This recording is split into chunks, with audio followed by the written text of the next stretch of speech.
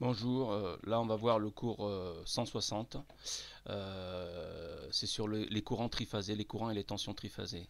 Donc le but, on arrivera à des formules qu'on connaît déjà, mais c'est juste tout simplement pour voir la technique quand on prend branche par branche. Donc voilà. Donc pour le vocabulaire, les tensions vous connaissez déjà, donc il suffit d'aller voir la vidéo 55, le cours 55 que je vous ai donné.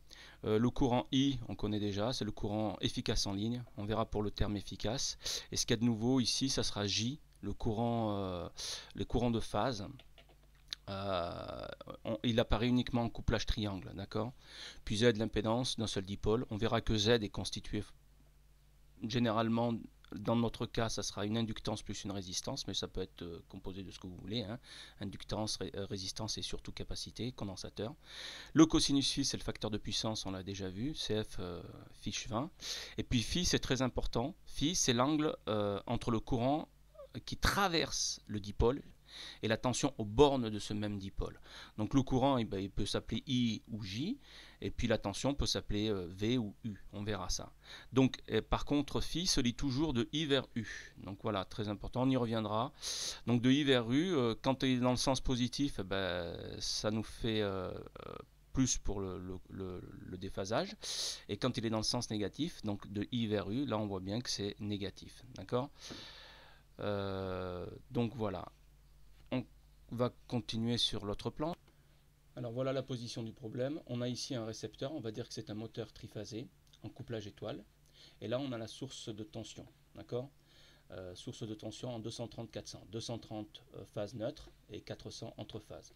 Comme c'est un moteur triphasé, il est bien évident qu'on va le coupler entre phases. Le neutre, on n'en aura pas besoin. D'accord. Mais on connaît le potentiel du point neutre. Le point neutre, son potentiel c'est 0 par définition. Donc la première chose qu'on va faire, on va flécher les tensions. Donc les tensions entre phases déjà. Donc on va prendre U12. Donc voilà U12. 1 pour la phase 1 et puis 2 ici. Donc ça c'est U12. Donc je viens, je le nomme. Voilà. Ensuite on va prendre U23. Attention, rappelez-vous, CF55. Toujours dans cet ordre-là. 1, 2, 2, 3. Donc U23. Donc pourquoi 2, pourquoi 3? 2 phase 2, c'est là où il y a la flèche, et puis 3, l'origine du vecteur. D'accord. Et puis le dernier, c'est un compteur modulo 3, c'est 1, 2, 2, 3, 3, 1. Donc ça, c'est U31. Voilà.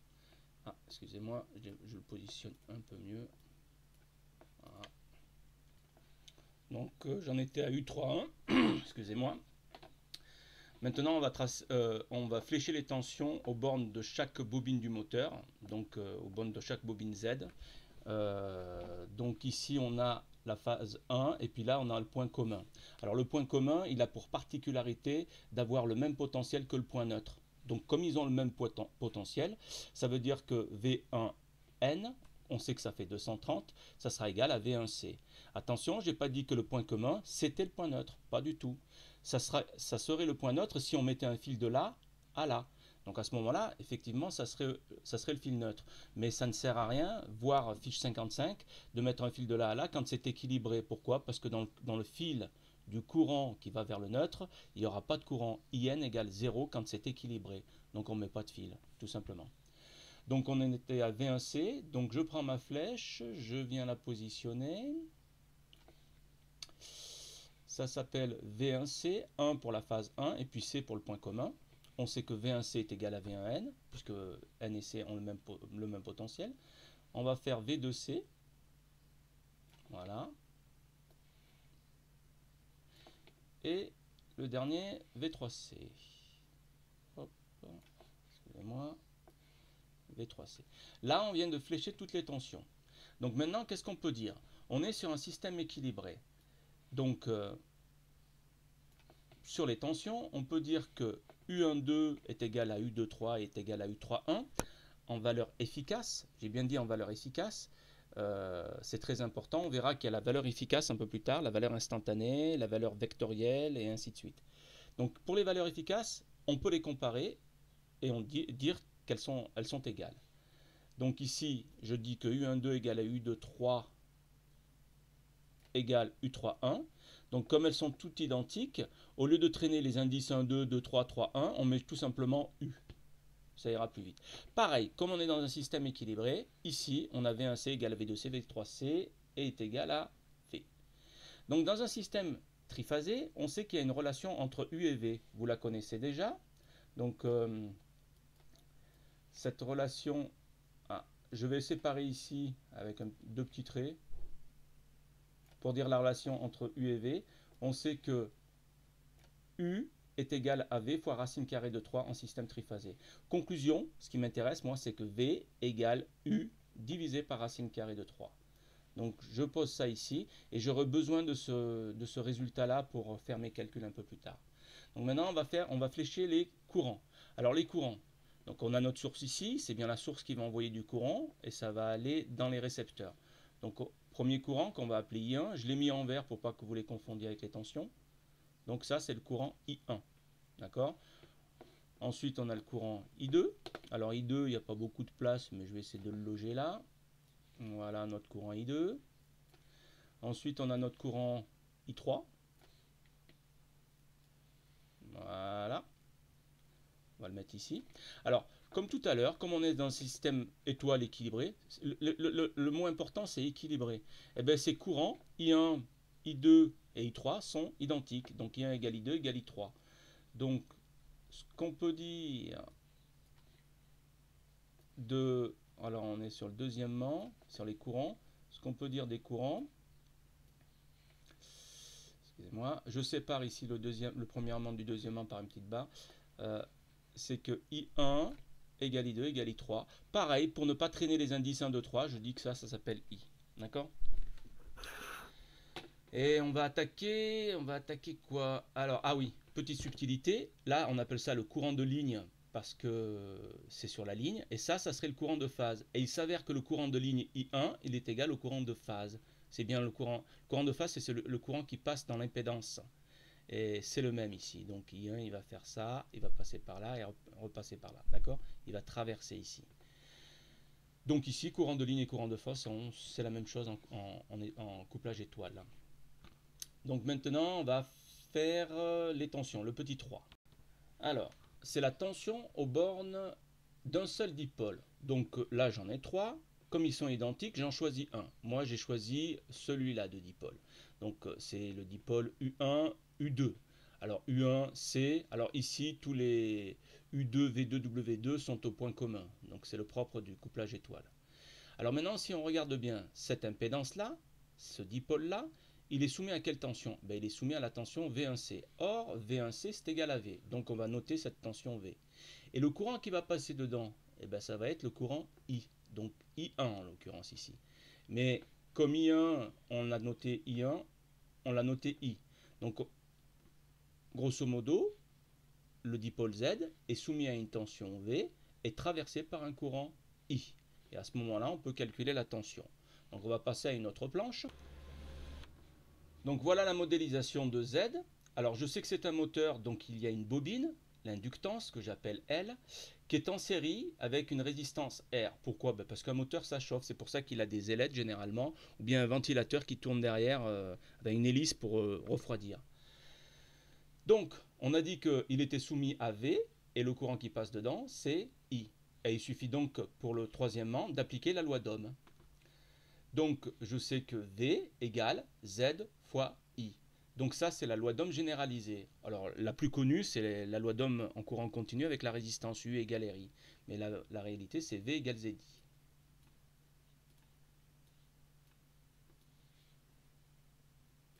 Donc voilà. Donc V égale à Z l'impédance en ohm, V en volts, excusez-moi, Z l'impédance en ohm fois l'intensité en ampères. Donc voilà pour la réponse numéro 3. On revient ici et on la positionne ici, sur la planche de cours. Donc pour la quatrième question, il faut qu'on voie la puissance SPQ d'un seul dipôle, donc CF fiche 27 et 44. Donc on va regarder comment que ça fonctionne pour un seul dipôle. Donc pour la puissance, on connaît le triangle des puissances qu'on a déjà vu. Donc ce triangle des puissances, il vient d'où? On était sur le triangle des impédances. On a multiplié par I, on est tombé sur le triangle des tensions. Donc là, on pourrait un peu grossir, effectivement. Là, on n'y voit pas grand-chose. Voilà. Excusez-moi. Alors ensuite, voilà. Oh là. Donc, comme je vous disais, on était dans le triangle des impédances. On a multiplié par I pour tomber sur le triangle des tensions. Donc voilà. Donc ici, il y avait R, là il y a X et là il y a Z. Donc nous, on travaille bien avec Z ici. Donc on a eu UZ. Et maintenant, si on multiplie par I, on va tomber sur S normalement. D'accord? Donc comme on a eu Z, on va tomber sur S. Évidemment, si on avait eu R, on serait tombé sur P. Ou si on avait eu X, on serait tombé sur l'énergie réactive Q. D'accord? Donc voilà pour le triangle des tensions et voilà pour le triangle des puissances. Donc CF, la fiche 27. Donc d'après le triangle des puissances, en remultipliant par I, on va tomber sur S. Et donc on regarde les lignes trigonométriques sur ce triangle. Le cosinus phi, c'est le côté adjacent sur l'hypoténuse. Donc cosinus phi est égal à P sur S. Voilà, c'est ce que je vous ai mis ici. Et sinus phi est égal à Q sur S. Donc, je vous l'amène ici. Alors, sachant cela, il est évident qu'on va pouvoir calculer S facilement et à partir de S, récupérer P et l'énergie réactive Q. D'accord? Donc S, on avait dit que c'était V fois I. Donc voilà notre énergie excusez-moi, apparente. C'est V fois I. V, la tension aux bornes de notre dipôle. Et I, le courant qui passe dedans. Ensuite, eh ben, P, pour avoir P, P égale S cosinus phi. P égale S cosinus phi. Donc, voilà, je le note ici. Alors, maintenant, S, je vais remplacer S par V fois I, ce qui me fait que P égale V fois I cosinus phi. Et bien, je fais la même chose avec l'énergie réactive. Q égale S sinus phi. S, il est en bas. Quand je passe en haut, il est en multiplication. Donc, ça me fait Q égale S sinus phi. Et pareil, S, je vais l'expliciter, c'est V fois I. Ce qui me fait que Q est égal à V fois I fois sinus phi. Donc là, en couplage étoile, pour chaque branche, on aura ça. D'accord? Donc regardez bien la fiche 27, il y a toutes les lignes trigonométriques. Hein, pour chaque triangle, on avait le triangle des impédances, le triangle des tensions, et ainsi de suite. Tout est détaillé là-dedans. D'accord? Donc regardez bien, et voilà le résumé du résumé. Donc je vous avais dit que ça, on ne trouve pas ça dans tous les bouquins. Hein, c'est une invention de chez Bibi. Donc voilà. Donc on reprend tous ces résultats et on va les monter sur la fiche cours. Donc voilà, c'est ce qu'on a vu tout à l'heure. S est égal à VI pour le quatrièmement, hein, pour un seul dipôle. P est égal à S cosinus phi. Et voilà. Donc c'est ce qu'on a vu il y a 5 minutes. Maintenant, on va s'attaquer à la cinquième question. SPQ pour les 3. Donc comme c'est équilibré, il suffit d'étudier toujours un seul et de multiplier tout simplement par 3. D'accord? Donc je disais donc de multiplier par 3. Et je vais avoir besoin de ces résultats-là. Enfin, en l'occurrence de celui-là, là, pour les calculs. Donc pourquoi? Parce qu'il va y avoir V, et nous, ce qu'on veut, c'est U, la tension en tension de ligne. Donc U. Donc V, on sait que c'est égal à U sur racine carrée de 3. Donc on va utiliser ce résultat-là, à partir de là. Allez, on passe à la planche calcul. Donc je récupère mon U est égal à V racine carrée de 3. Et à partir de là, je sais que V est égal à U sur racine carrée de 3. Ça, c'était les résultats que je connaissais d'avant. Et je vais appeler le S. Alors S triphasé étoile, puisqu'on était en couplage étoile. S triphasé étoile. L'énergie apparente en triphasé en couplage étoile, elle est égale à quoi? À 3 fois ça, puisqu'ils sont strictement identiques. Donc à 3 fois S. Donc je mets mon 3 fois S, c'est ce S là. Donc 3 fois S, ça revient à dire que c'est 3 fois VI. D'accord? V, la tension entre phase et neutre. C'est la même tension. Hein. Entre phase et commun, c'est la même tension qu'entre la tension entre phase et neutre. Et I, le courant de ligne. D'accord? Ensuite, eh ben, je vais expliciter ça. Alors, mon V, alors, nous, ce qu'on aime bien, c'est que V ici, c'est très difficile à mesurer. Ce qu'on peut mesurer sur un moteur directement, c'est la tension entre phases. Mesurer la tension entre phases et neutre, c'est aller déconnecter, c'est pas possible, quoi, d'accord? Donc, alors, on aime bien avoir la tension de ligne et le courant de ligne. Donc, il faut remplacer ce V par U. Or, V est égal à U sur racine carrée de 3. Ben, qu'à cela ne tienne, je fais ce 3-là, c'est celui-là. Ce V, je l'ai remplacé par U sur racine carrée de 3. Et I, c'est celui-là.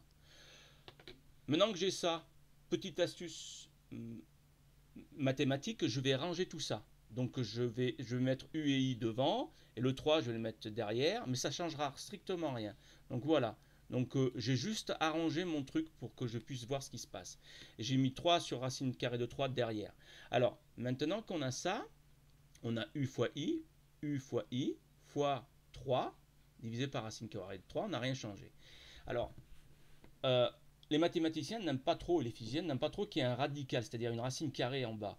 Donc l'astuce, c'est de multiplier par racine carrée en bas, une autre racine carrée. Alors, on va multiplier par racine carrée de 3 en bas et en haut. Comme ça ne changera rien. Donc, on reprend notre calcul, exactement le même. J'ai rien changé. Et je multiplie par racine carrée de 3 en haut et racine carrée de 3 en bas. Alors, racine carrée de 3 sur racine carrée de 3, c'est comme A sur A, c'est comme 10 sur 10, 2 sur 2, ça fait 1. Donc c'est comme si j'avais fait 1 fois ça. Bah, 1 fois 10, ça fait 10. 1 fois ce que vous voulez, ça fera ce que vous voulez. Donc je ne change rien du tout, j'ai juste une petite technique mathématique, tout simplement. Donc maintenant si je développe, ça me fait racine carrée de 3 fois racine carrée de 3, bah, ça fait 3. Donc 3 sur 3, ça fait 1, il ne restera plus que le racine carrée de 3. Donc voilà. Donc ça me fait U fois I fois le 3 sur 3. Ce 3-là, il vient de racine carrée de 3 fois racine carrée de 3. Ce 3-là, c'est celui-là. Et ce racine carrée de 3, c'est celui-là. Maintenant, si je simplifie, ben, le 3 divisé par 3, ça fait 1. Donc il me restera UI racine carrée de 3. Donc S triphasé étoile est égal à U fois I fois racine carrée de 3. Donc ça, c'est un résultat qu'on remontera sur la fiche cours. Pour calculer P en triphasé, c'est pareil, on va utiliser le triangle des puissances. Hein. Donc le triangle n'a pas changé, hein. Il y a toujours P ici, S ici et Q ici, sauf que c'est juste les indices qui changent, c'est triphasé étoile et triphasé étoile. Mais les lignes trigonométriques, elles n'ont pas changé, hein. Ça reste la même, le phi c'est toujours le même. Donc ici ça fera que P, pareil ici, P est égal à S cosinus phi, donc ici ça sera P triangle, P triphasé étoile est égal à S triphasé étoile cosinus phi. Donc je le prends et je le mets là.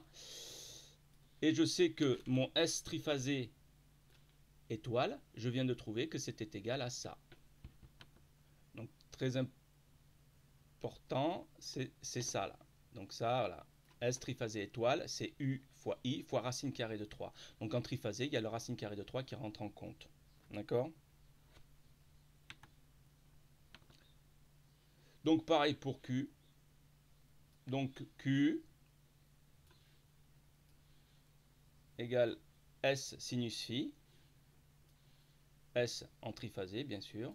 Et ce qui nous fait UI racine carrée de 3. Donc c'est ce résultat-là que je mets là, sinus phi. Donc voilà, on a terminé ici. Donc on va récupérer ces trois résultats et les mettre sur la fiche cours. Donc voilà, vous réécrirez ça sur votre fiche cours. Donc S triphasé en étoile, c'est UI racine carrée de 3, c'est très important. Alors, quelle différence y a-t-il? C'est que là, on a la tension en ligne, le courant en ligne et racine carrée de 3. Tandis que là, on a la tension entre phase et le commun, d'accord? Et le courant en ligne. Petite subtilité, le cosinus phi, le phi, l'angle phi, ici, c'est bien l'angle qu'il y a entre V et I en couplage étoile. Pareil pour là, mais attention ici, ça n'a plus rien à voir. C'est le même cosinus phi, mais ça n'a plus rien à voir avec ça. Donc ici, U et I, c'est le phi là, ce phi là, ce n'est pas le déphasage entre ce I et ce U. C'est bien entre I et V en étoile. Donc c'est bien comment on appelle ça, par dipôle. Et là, on appelle ça une formule extrinsèque. Elle est sympa parce qu'elle va être valable pour les deux couplages. Donc U, tension de ligne, I, intensité de ligne, Et cosinus phi, le phi n'a rien à voir avec le déphasage entre ce U là et ce I là. Très important. Donc là, on est sur la planche numéro 2. Cette fois-ci, on a un couplage triangle. Pareil, on va tracer nos tensions, nos intensités. Alors pour les tensions, ben, les plus connues, c'est classique, c'est U1,2. Ça ne change rien. U2,3. Voilà. Donc U2,3, U3,1. Voilà. Donc je vais le mettre ici. Ensuite, ce qui nous intéresse, c'est les tensions aux bornes de chaque dipôle, aux bornes de chaque bobine. Et on s'aperçoit que chaque bobine est soumise à la différence de potentiel entre phases. Donc, voilà. Celui-là, c'est bien U1, 2. Donc, c'est le même que celui-là. D'accord. Ensuite, on va faire celui-là.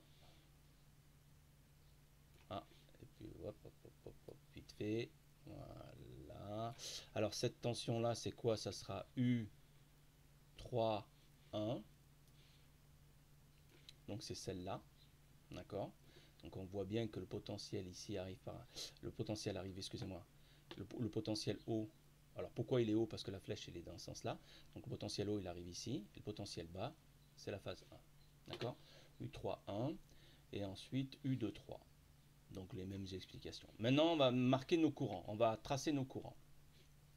Donc le courant, on a I1, le courant de ligne ici. On a, donc ça c'est I1. Ensuite on a I2. Alors I2, je l'ai mis là, je vais le mettre ici. Voilà. Donc le courant I2 il passe par là, il vient là, et puis il passe là-dedans. D'accord. Et on a I3. I3, j'ai un peu de place, je peux le mettre là, tranquillou. Voilà. Donc j'ai mis des couleurs pour pas que vous confondiez les courants et les tensions. Alors, maintenant si on s'intéresse au courant I1, si on regarde bien, I1 il va arriver ici. Et après il va y avoir un nœud ici, il va y avoir un partage. Alors, l'astuce, c'est de prendre dipôle par dipôle. On sait qu'on a une tension qui est dans ce sens-là. Conclusion, on va avoir un courant qui va aller dans l'autre sens. Donc ce courant qui va aller dans l'autre sens, le voilà. Donc pourquoi? C'est la convention récepteur. Donc, et ce courant, il s'appelle comme la tension. Alors, comme la tension, excusez-moi, l'indice est comme la tension, mais on ne peut pas l'appeler U. Donc on a décidé de l'appeler J. Donc voilà, ce qu'il y a de nouveau, c'est que le courant, il s'appellera J3,1. Donc celui-là, la tension est dans ce sens-là. Conclusion, le courant est dans l'autre sens. Je peux le placer ici ou là, hein, c'est pas un problème. Hein. L'important, c'est qu'on voit bien qu'il traverse. Hein. Donc, on va ouais, non, je vais le mettre ici parce qu'il ne va peut-être pas avoir de place en bas. Donc ça, c'est J1, 2.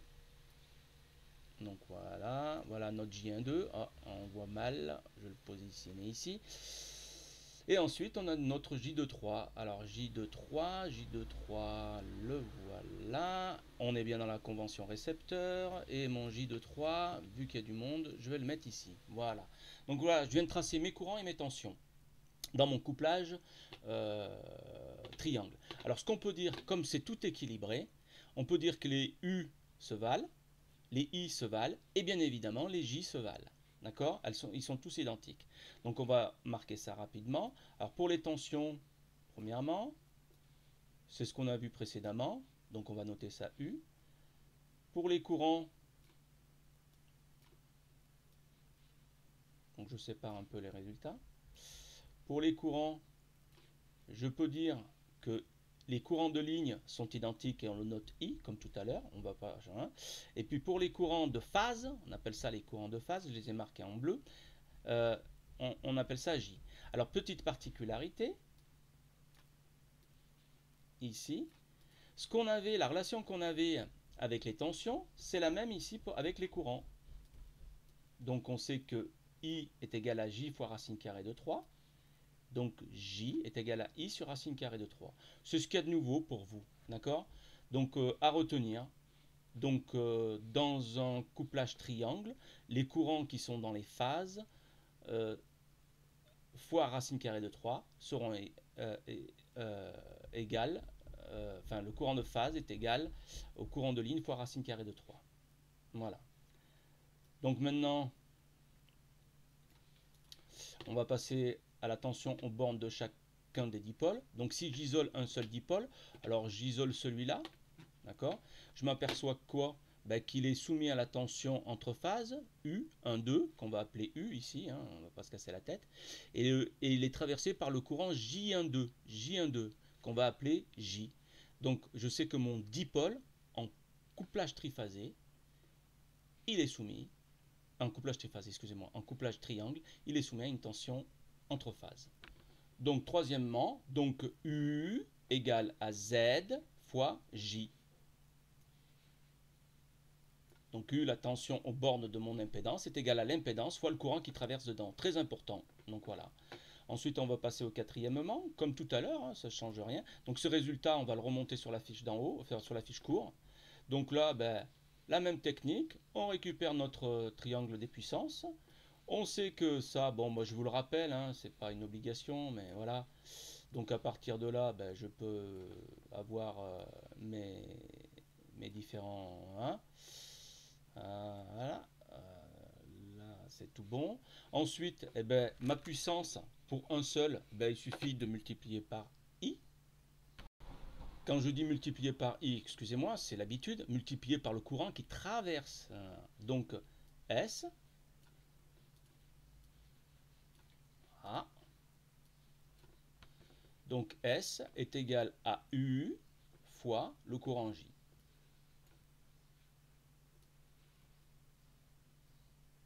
Voilà.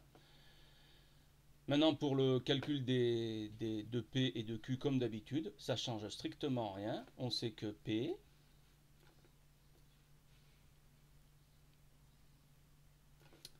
est égal à S cosinus phi. Donc pareil, P égale S cosinus phi. Et ce S qu'on a vu il y a 5 minutes, c'est U fois J. Donc U fois J fois cosinus phi. Pareil pour Q. C'est exactement la même chose que tout à l'heure. Donc on ne change rien. Alors ce qu'il y a de nouveau ici, c'est quoi? Ben, c'est la tension qui est la tension entre phases et le courant, qui est le courant de phase, qui passe dans l'impédance, c'est le courant J. Donc voilà, on continue. On va remonter tous ces résultats sur la page cours.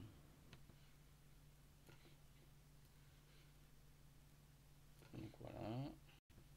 Voilà, j'ai remonté les résultats donc de la troisième question et puis de la quatrième question. Maintenant, on va attaquer la cinquième question. Toujours pareil, petite astuce pour la cinquième question, on va s'aider de ça. D'accord? Donc, je rappelle que I est égal à J racine carrée de 3. C'est ce qu'il y a de nouveau pour vous. Donc, aux conclusions, J est égal à I sur racine carrée de 3. Donc, S total triangle. S triphasé triangle, excusez-moi. S triphasé triangle. Ben, c'est égal à quoi? Comme c'est équilibré. Alors, comme tout est équilibré, ça veut dire que ces trois impédances sont identiques. Il suffit d'en prendre une et de multiplier par 3. Donc, j'ai pris ce S là. J'ai fait 3 fois S. Donc, le S des 3, c'est 3 fois ça. D'accord? Maintenant, ce S là, je le connais, c'est U fois J. Je le positionne. Ensuite, eh bien, pareil, la même technique.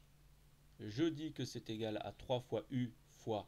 Alors, au lieu de marquer J, J est difficilement mesurable. Mais le courant de ligne, on peut le mesurer avec une pince ampère-métrique, comme quand on fait sur les TP. Donc U avec un voltmètre on peut le mesurer. Donc c'est pour ça que je répète qu'on aime bien avoir les tensions de ligne et les courants de ligne. D'accord? Donc maintenant l'astuce mathématique c'est de dire quoi? Je vais réarranger tout ça. Donc mon 3 comme tout à l'heure. Je ne change rien. Et ici bien évidemment pour virer le radical je vais multiplier par racine carrée de 3. En haut et en bas. Donc ça me fait multiplier par 1 ça. Donc racine carrée de 3 fois racine carrée de 3 ça fait 3. Donc 3 divisé par 3, ça va s'annuler et il ne restera plus que racine carrée de 3. Donc voilà. On retombe bien évidemment sur la formule qu'on a trouvée tout à l'heure avec le S triphasé étoile. Donc pour le calcul des autres puissances, on va utiliser Le triangle des impédances, c'est le même, sauf que c'est juste les indices qui ont changé. On a toujours S, P, Q. Et puis on fait la même tambouille. Hein. Donc maintenant je sais que S triphasé triangle est égal à UI fois racine carrée de 3. C'est ce que j'ai trouvé ici, là, en faisant ma petite tambouille. Donc P triphasé triangle est égal à S cosinus phi. Donc c'est exactement, sauf que là, au lieu de traîner, on traîne S triphasé triangle. Et donc là, ça va nous donner, ah, ça va plus marcher, hop, hop, hop. Donc S triphasé triangle, c'est U fois I fois racine carrée de 3, c'est celui qui est là, fois cosinus phi. Donc on retombe pareil sur la même formule que tout à l'heure. Et c'est pour ça que c'est une formule qui marche bien en étoile et en triangle. Donc ça ne change strictement rien. Donc là, à partir de nos lignes trigonométriques. Alors, rappelez-vous, ces lignes trigonométriques, on les avait vues sur cette planche-là, à partir des 4 triangles. Donc, tout est résumé là-dedans, en réalité. Hein. Si vous regardez bien, donc là, que ce soit du monophasé ou du triphasé, tout marche, il n'y a pas de problème. Il y a juste le X ici, savoir si c'est un X inductif ou un X capacitif, donc dans un sens ou dans l'autre, mais c'est tout. Mais le traitement de l'information, que ça se fasse en triphasé ou en monophasé, ça sera la même chose. Donc on va remonter nos résultats de la question 5 sur la planche de cours. Donc comme je vous le disais, si on compare le S en triangle et le S en étoile, c'est la même chose. On obtient les mêmes... Alors il faudra savoir connaître le courant entre phases, la tension, excusez-moi, entre phases, le courant de ligne, et puis le déphasage. Et quand on est en triphasé, n'oubliez pas de rajouter le racine carrée de 3. Donc ça, on l'a déjà vu. Ici, donc... voilà, que ce soit en monophasé ou en triphasé, le triangle des puissances ou le triangle des tensions, ce que vous voulez, mais là on est sur le triangle des puissances. On peut utiliser le théorème de Pythagore, bien évidemment, les lignes trigonométriques, d'accord, à partir de là. Donc on a utilisé celle-ci et celle-ci. Celle-ci, on verra, on va l'utiliser un peu plus tard quand on fera le relèvement de facteurs de puissance, d'accord.